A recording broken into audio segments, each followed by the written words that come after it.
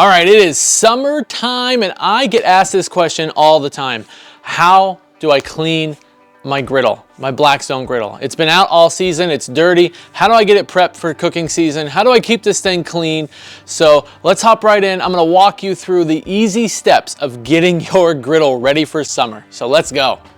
Okay, cleaning this grill is not as hard as one thinks. You're only gonna need a few tools. You're going to need your scraper. Nice little fancy scraper there from Blackstone. You're also going to need Bounty Advanced paper towels. Okay, maybe not these exact ones, but you're going to need these. And then you're going to need some Blackstone official water. Well, it's just water in a Blackstone bottle, but same thing. You're going to need water. So, and let me show you how easy this is to go ahead and clean. I just got done cooking. Right after you cook, it's still hot. You want to do this always when it's hot. You don't want to push down really hard either. So you're going to take it and you're just going to scrape. That's why you want it hot. So you're going to scrape it all up. Get it all nice and pushed into your trap here. All that leftover cook, that leftover oil. Get it all nice and cleaned up. Get all the gunk off. This should only take you 1 to 2 minutes tops to clean your grill. So we're gonna get that all in there.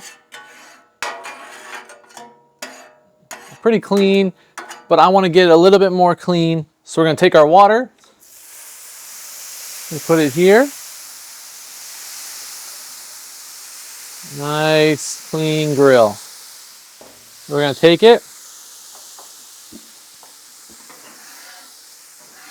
You can get it a little bit more if you have some like sugar that you need to get off because you had a big cook. Gonna come in here, get it all nice and straight.